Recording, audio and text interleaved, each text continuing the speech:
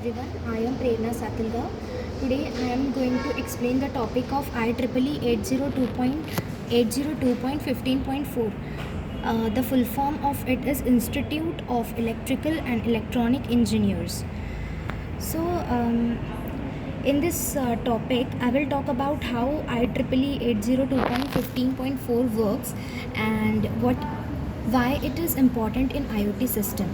Now, actually, introduction part is over, so we'll be seeing all the following points mentioned here. So, first, we'll see what is IEEE. It is a wireless communication standard developed by IEEE, especially made for small devices that need to send small data using very little power. It is the base for other protocols like Zigbee and Thread. So, for example, a smart door sensor that sends a message when the door opens.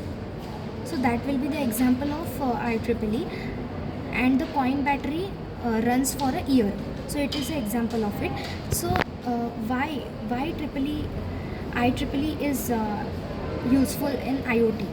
IoT devices are actually and usually small, and they run on the batteries, so they don't need to send large data like videos.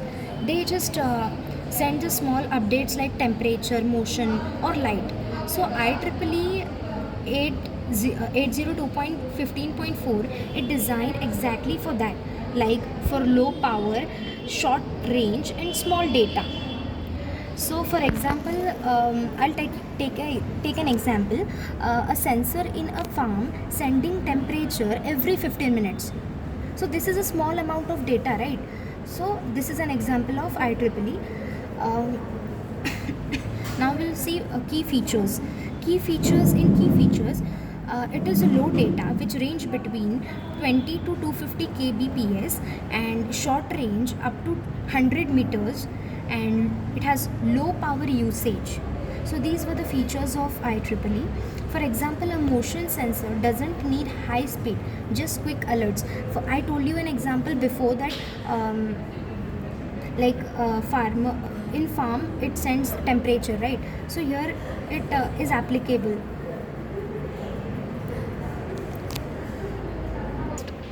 Right? In protocol stack, protocol stack, we are going to see like where it fits in IoT. Like it works at a physical and MAC layers of the network, right? It doesn't include routing or application level features.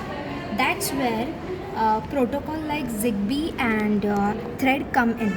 Like for example, IEEE 802.15.4 is like road.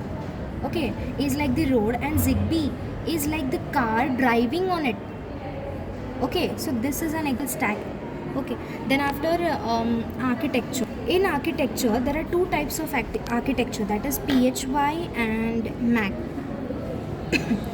In PHY, it handles the actual transmission and reception of signals, and in MAC layer, it manages how and when device can use the network, like traffic rules. We have different traffic rules, right? So this comes under MAC layer.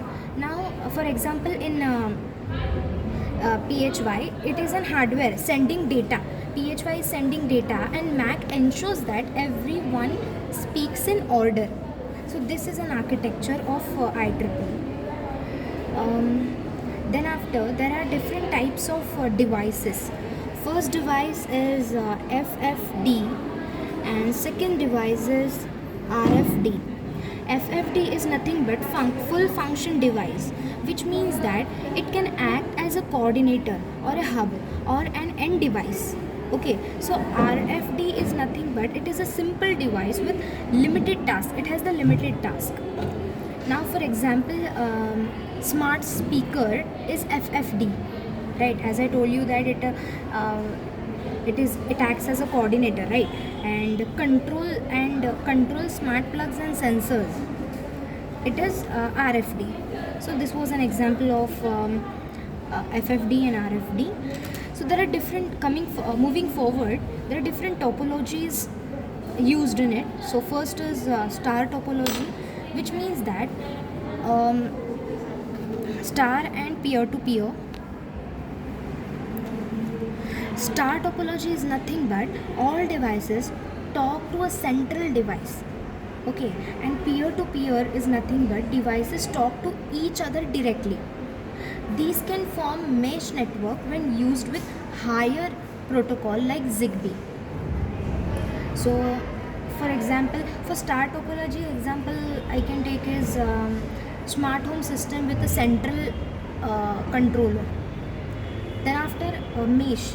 In mesh, example is sensors spread in a farm talking to each other. So this is an example of it. Moving forward, there are different application of IEEE 802.15.4. So example of this is smart home, and for which ensures that lightning and alarm. Agriculture, in this moisture sensor are used. Healthcare and industry. So there are different application of this: smart home, agriculture, healthcare and industry.